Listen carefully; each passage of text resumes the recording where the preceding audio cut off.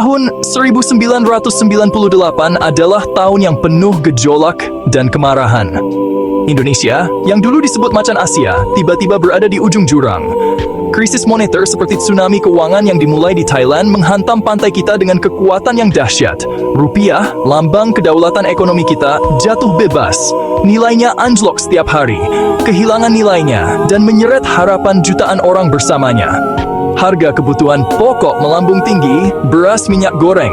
Rak-rak di pasar menjadi kosong, mencerminkan kekosongan yang semakin besar di kantong dan perut rakyat.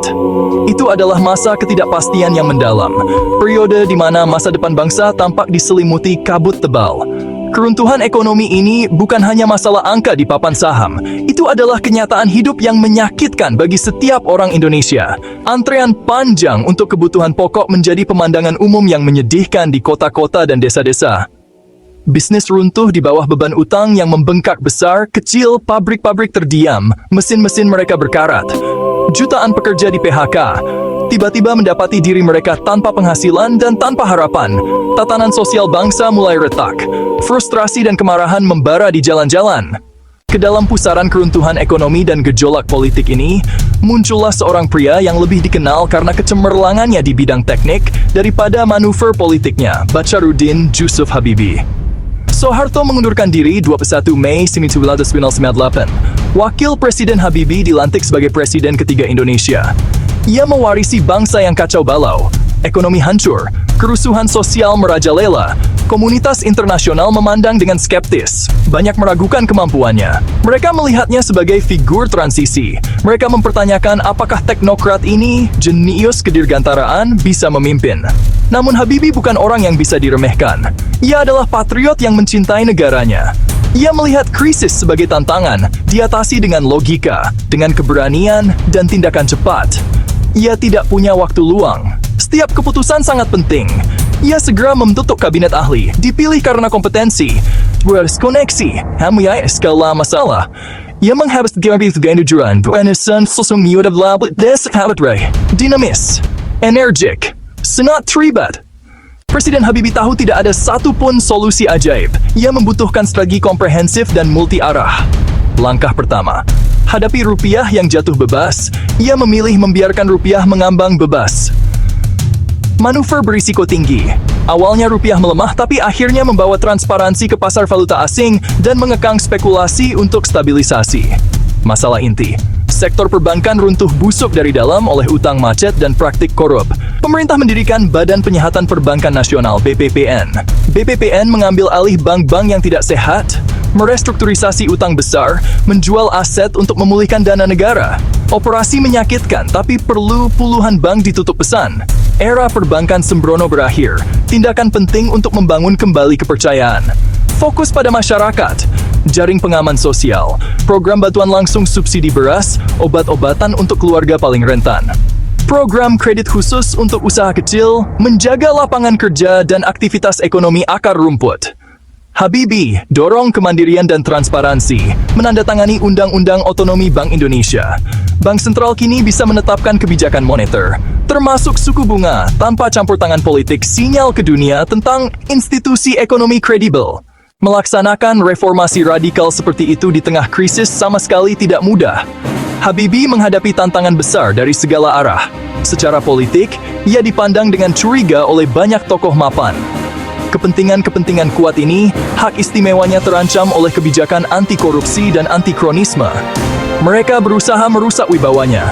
Mereka melihat reformasi sebagai serangan terhadap kerajaan pribadi mereka.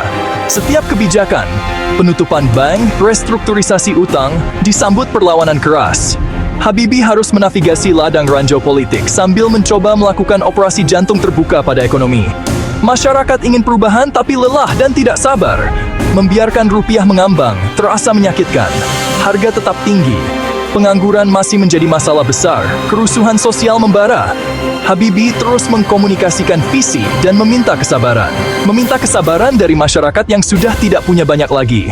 Terjebak antara reformasi struktural jangka panjang dan tuntutan publik untuk bantuan segera.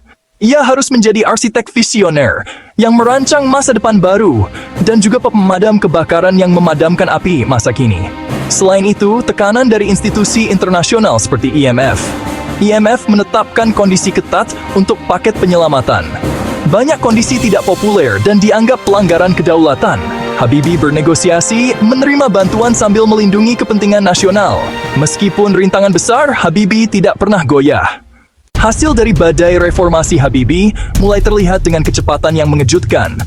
Meskipun masa kepresidenannya hanya berlangsung 517 hari, fondasi yang ia letakkan memiliki dampak yang mendalam dan abadi bagi masa depan Indonesia. Nilai tukar yang mengambang bebas setelah gejolak awalnya, akhirnya mengarah pada rupiah yang lebih stabil dan dapat diprediksi. Obat pahit untuk sektor perbankan, meskipun menyakitkan, membersihkan sistem dan mengembalikan kepercayaan. Inflasi yang tadinya tidak terkendali secara bertahap berhasil diturunkan kembali ke angka tunggal. Ekonomi yang telah berkontraksi sebesar 13% pada tahun 1998 mulai menunjukkan tanda-tanda kehidupan dan mulai tumbuh lagi pada akhir masa jabatannya. Namun, warisan Habibie jauh melampaui statistik ekonomi. Ia membuktikan kepemimpinan dengan kecerdasan, integritas, keberanian ia membongkar aparatus otoritarianisme dan membuka pintu demokrasi. Kebebasan pers dan jadwal pemilu yang bebas dan adil mengubah lanskap politik Indonesia selamanya. Ia juga membuat keputusan berani dan kontroversial untuk mengizinkan referendum di Timor Timur yang mengarah pada kemerdekaannya. Tindakan ini menunjukkan komitmen pada hak asasi manusia dan prinsip-prinsip demokrasi. Kebijakan singkatnya menciptakan kerangka ekonomi yang tangguh dan transparan. Otonomi Bank Indonesia tetap pilar stabilitas. Fokus pada usaha kecil dan menengah, menumbuhkan basis ekonomi yang lebih beragam dan kuat, kurang bergantung pada beberapa konglomerat besar. Program jaring pengaman sosial yang ia prakarsai menjadi model bagi respons pemerintah di masa depan. Ia tidak hanya menyelesaikan krisis 98, ia membekali Indonesia dengan alat yang lebih baik untuk menghadapi tantangan ekonomi abad ke-21, mengarahkannya menuju fajar baru yang lebih penuh harapan.